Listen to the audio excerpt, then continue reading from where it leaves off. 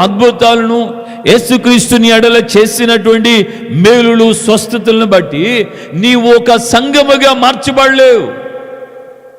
ఆ సంఘము ఎదుట పాతాళ లోక ద్వారములో నిలబడలేని అంత క్యాపబిలిటీ, అంత అభిషేకం, అంత బలము, శక్తి ఆయన ఎప్పుడు ఇస్తాడంటే ఒక వ్యక్తి క్రీస్తును అభిషక్తుడని గుర్తుపట్టేంత వరకు. Praise the Lord. అంటే గుర్తుపట్టడమే కాదు, ఆ అభిషక్తుని ద్వారా నువ్వు అభిషేకించబడాలి. Praise the lord. ప్రియమైనటువంటి దేవుని బిడ్డలారా, నువ్వు అభిషేకము పొందాలి అనేది దాని ఉద్దేశం.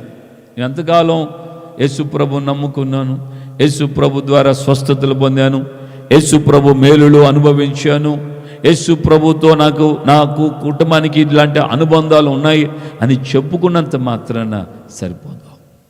కానీ నువ్వు దేవుని యొక్క సన్నిధిలో కనిపెట్టి అభిషేకం పొందాలి.